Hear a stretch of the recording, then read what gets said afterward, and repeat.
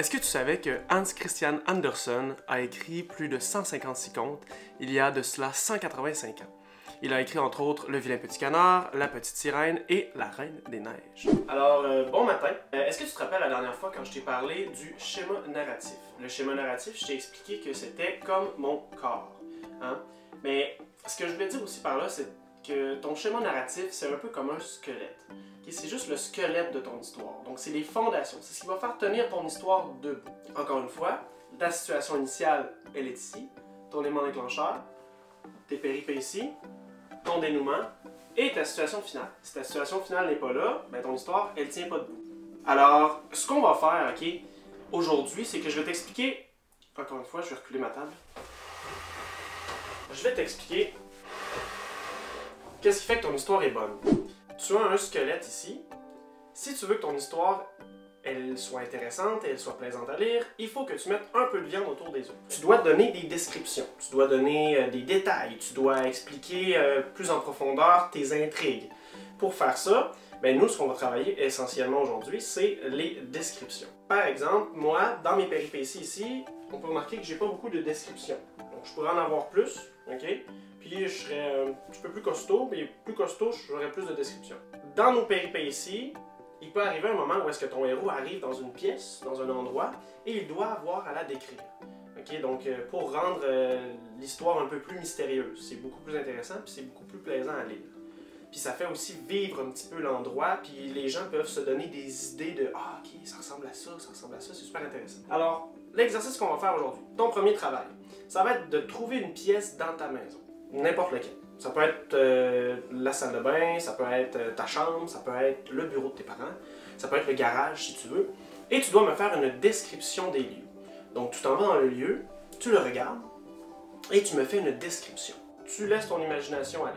Essaie de trouver des détails sur des petites choses intéressantes dans la pièce. Ça peut être un cadre, donc tu peux décrire le cadre que tu vois, tu peux décrire l'environnement que tu observes et ça va être intéressant. Je vais te donner un exemple. Es-tu prêt? Oui. Il y avait une vieille table en plein centre de la pièce, avec des petites boîtes contenant des trombones et des élastiques. Une plante imposante y était déposée. Derrière cette table, il y avait une chaise de bureau. Ma chaise de bureau est là. Il y avait aussi, sur le mur, une foule de dessins. Ceux-ci semblaient avoir été dessinés par des enfants. Un dessin en particulier attira mon attention. Il s'agissait d'un portrait d'un homme surnommé Monsieur Raphaël qui disait « J'ai battu Godzilla » et j'ai ensuite remarqué une guitare noire posée dans le coin de la pièce. Étrange. Donc je donne des détails, je donne des adjectifs, j'essaie de rendre la pièce un peu plus vivante. Je te laisse trouver tes idées pour tes pièces. Si tu veux, tu peux en faire une, deux ou trois, si tu te sens inspiré. Si toi, tu trouves ça un peu plus difficile, ben fais-en une, c'est correct. Si tu te rends compte que waouh, c'est vraiment plaisant, fais-en trois. Ton deuxième travail que tu auras à faire, c'est assez simple. En fait, tu fais une révision de verbe.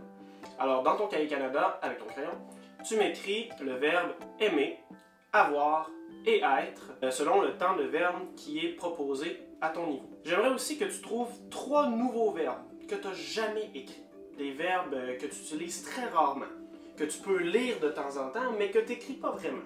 Fais-moi des verbes là, assez qui te donnent un défi, quelque chose que tu n'es pas habitué d'écrire. Et tu dois me les accorder, encore une fois, au temps qui est écrit selon ton niveau. Ton dernier travail pour la fin de cette capsule sera de prendre un livre, n'importe lequel, un livre qui correspond à ton niveau de lecture. Hein. Si tu me prends un gros livre à tes parents, ça va être difficile. Prends un livre qui est adapté à ta lecture. Tu ouvres à n'importe quelle page, par exemple cette page-là, et tu trouves tous les noms communs qu'il y a dans cette page. Donc tu cherches, et tu dois m'écrire tous les noms communs dans ton cahier Canada. Donc moi ici j'ai le mot pêcheur, alors je vais écrire pêcheur, j'écris si c'est masculin pluriel ou féminin singulier, etc. Donc tu m'écris le genre et le nombre. Je vais publier les codes de correction si jamais tu veux faire tes corrections. Et si tu veux partager les travaux que tu es en train de faire, les choses que tu es en train d'écrire, eh bien, il y a toujours possibilité de les publier en commentaire. Donc, tu prends une photo, tu me le publies en commentaire, puis c'est certain que je vais te répondre. Bonne journée et bon travail!